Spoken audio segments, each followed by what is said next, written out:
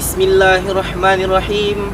Assalamualaikum warahmatullahi wabarakatuh. Alhamdulillahirabbil alamin. Wassalatu wassalamu ala asrafil anbiya'i wal mursalin wa ala alihi wasahbihi ajma'in. Amma ba'du.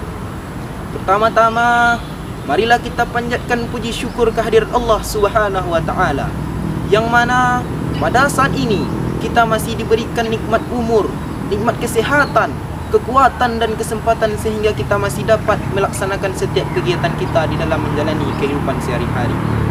Dan juga kita sebagai pengikutnya tidak akan bosan-bosannya mengirimkan salawat beriring salam kepada arwah pucuk pimpinan umat, junjungan alam semesta, yakni baginda Rasulullah Nabi Muhammad sallallahu alaihi wasallam, dengan melafazkan Allahumma salli ala sayyidina Muhammad wa ala ali sayyidina Muhammad. Mudah-mudahan kita mendapatkan syafaatnya di yaumul mahsyar nanti. Amin amin ya rabbal alamin. Bapak Ibu Dewan Juri beserta hadirin yang saya hormati, hari berganti hari, bulan seiring berubah, dan tahun pun bertukar. Tanpa terasa dan tanpa kita sadari, tahun baru Hijriah telah datang bersama kita. Berbicara kita tentang tahun baru Hijriah, sebagaimana yang kita ketahui bersama, tahun baru Hijriah merupakan salah satu momentum yang sangat penting dan bermakna di sepanjang sejarah Islam. Tentu dengan demikian, terdapat pula hal yang menjadi dasar dari atas berdirinya tahun baru Islam ini. Peristiwa yang saya maksud adalah tiada lain dan tiada bukan adalah peristiwa hijrahnya Rasulullah Nabi Muhammad sallallahu alaihi wasallam dari kota Mekah ke kota Madinah.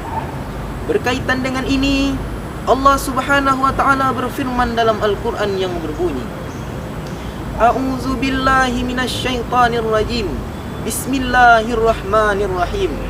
Wa iz yamkuru bikal ladzina kafaru liyusbituka wa liyaqtuluka wa liyukhrijuka wala yamkuruna wala yamkurullahu wallahu khairul makirin. Yang artinya, dan ingatlah oleh kamu Muhammad, kaum-kaum musyrik, kaum-kaum kafir Quraisy yang memikirkan tipu daya terhadapmu. Mereka hendak membunuhmu, mengusirmu, dan memenjarakanmu. Mereka memikirkan tipu daya terhadapmu, dan Allah lah sebaik-baik pembalas tipu daya. Quran Surah Al-Anfal ayat 30. Sadaqallahul azim. Hadirin yang dirahmati oleh Allah Subhanahu wa taala, dari untaian firman Allah Subhanahu wa taala yang saya bacakan tadi, dapat kita maknai betapa erat kaitannya hijrahnya Nabi Muhammad sallallahu alaihi wasallam dengan kekejaman kafir Quraisy di masa itu. Coba kita bayangkan, apalagi kita benar-benar merenungkan betapa kejamnya kaum kafir Quraisy kepada umat Islam di zaman itu, terlebih-lebih lagi kepada Nabi Muhammad sallallahu alaihi wasallam. Mereka hendak mengusir, menangkap, memenjarakan dan bahkan hendak membunuh Nabi Muhammad sallallahu alaihi wasallam. Akan tetapi dengan banyaknya rintangan, cobaan yang dialami oleh Rasulullah sallallahu alaihi wasallam tidak menjadi penghambat bagi dirinya untuk tetap berjuang di jalan Allah Subhanahu wa taala dan senantiasa menjalankan apa-apa yang diperintahkan oleh Allah Subhanahu wa taala.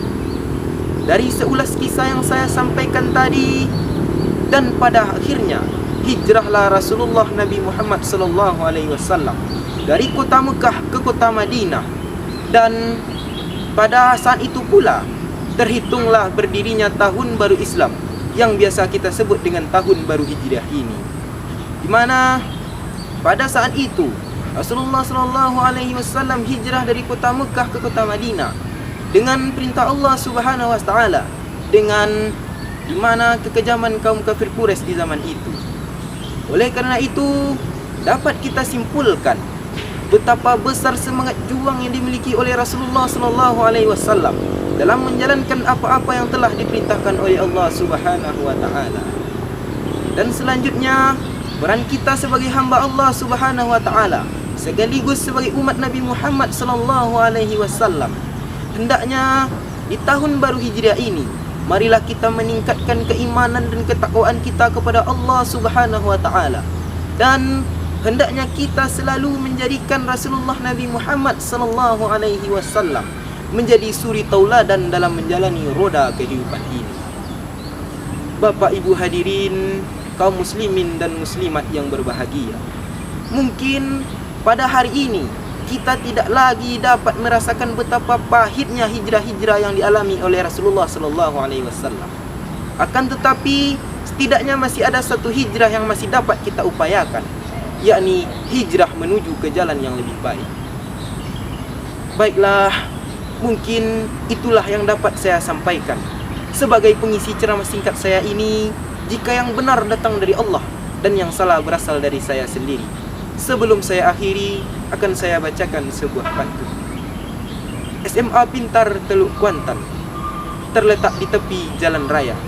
Satu kata yang ingin saya ucapkan: selamat tahun baru 1444 Hijriah. Lebih dan kurang saya mohon maaf. Wabillahi taufiq wal hidayah. Assalamualaikum warahmatullahi wabarakatuh.